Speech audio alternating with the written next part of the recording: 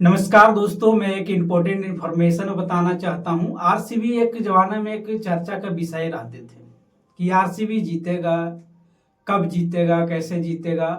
अब वो खुद एक चर्चा का विषय बन चुका आज की डेट में। और चर्चा का विषय क्या है?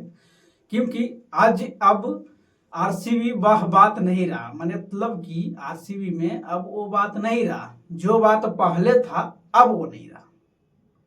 मतलब जो खिलाड़ी दो पहले थे अब वो उस टीम में नहीं रहा। कौन कौन नहीं रहा भाई? तो दो खिलाड़ी को हम बताते हैं, है ना। पहला है सिराज, मोहम्मद सिराज। क्योंकि आरसीबी जो रन बनाती थी वो सिराज पिटा देते थे।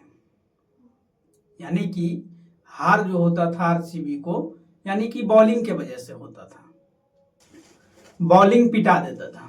रन तो बनाते थे। अगला साल तो क्या हुआ कि इस टीम में अगला साल क्या हुआ था कि आरसीबी के टीम में दिनेश कार्तिक भी रहा करते थे, लेकिन 2024 में ही उन्होंने संन्यास ले लिया।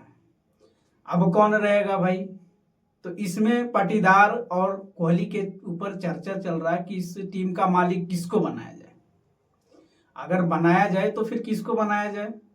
तो यही बात चर्चा में है। इसको एबी डिविलियर ने बोला है कि इस टीम का मालिक विराट कोहली ही हो। लेकिन बात क्या है? बात है कि जो इसमें निकला है उसके ऊपर हम बताना चाहते हैं। अब तो आ गए भुवनेश्वर कुमार।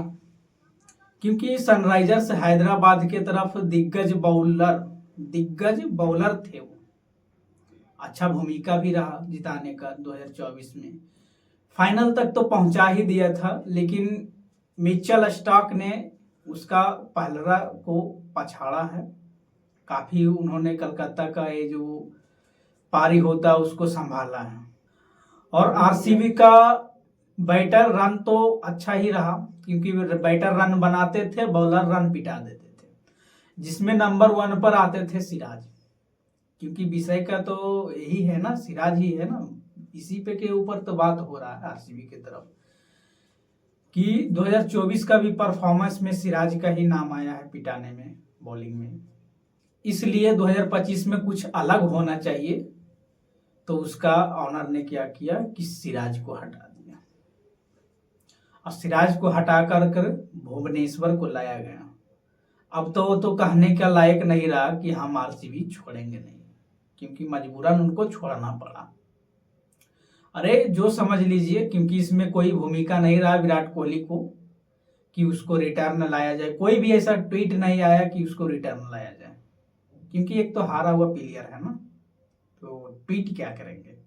तो सिराज 2024 में रन पिटा देते थे। टीम करे तो क्या, तो 2025 में उसी को हटा देते हैं। बात यह है कि आरसीबी के खिलाफ, यानी कि आरसीबी के तरफ कोई अगर बोलता था तो सिराज जवाब देते थे कि हम हर एक टीम को छोड़कर आरसीबी में रहना पसंद करते हैं। लेकिन आज ऐसा हुआ कि आरसीबी में से सिराज को ही उठा लेंगे। जैसे कि उठा ले जाएंगे, देखते रह जाएगी सारी टीम तुम्हारी। ऐसा ही कुछ हुआ। उठा ले गए सिराज को और देखते रह गए विराट कोहली। उस पे उन्होंने कोई भी जवाब नहीं दिया। और जो सिराज बोलते थे कि विराट कोहली को छोड़कर नहीं जाऊंगा, आज उनको छोड़ना पड़ा। क्यों? क्योंकि बात पैसे की नहीं, बात है कि आरसीबी का जो मेन होता है, का जो फाउंडर होता है, यानी कि मालिक उनका, उनको रिटर्न नहीं लिया। क्योंकि 2024 में गेंदबाजी के वजह से आरसीबी ने हारा। रन तो अच्छा टारगेट पीछा किया था, लेकिन पिटाने की वजह जब आई तो बॉलर ने बहुत रन पिटा दिया। और आरसीबी में ही ज्यादा रन बनता है। और बात रही है कि उठा ले जाएंगे, तो एक नहीं दो दो उठा ले जाएंगे। चर्चा ये है। एक तो फैफ डुप्लेसी को दिल्ली कैपिटल्स ने खरीद लिया है।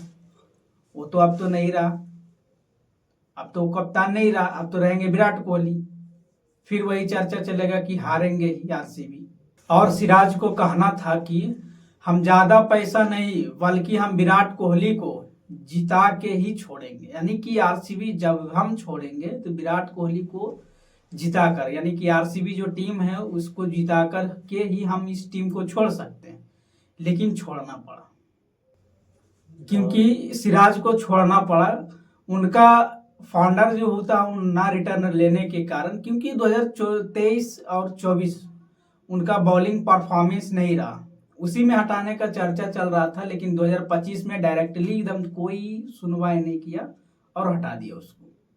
हटाकर वही चर्चा का विषय बना है, बहुत कस करके बना कि अब कौन आया है भाई, तो अब आया है भुवनेश्वर कुमार, जो दिग्गज बल्लेबाजी के नाम से, यानी दिग्गज बॉलर के नाम से जाने जाते हैं। अब तो पलड़ा यही संभालेगा ना आरसीबी का।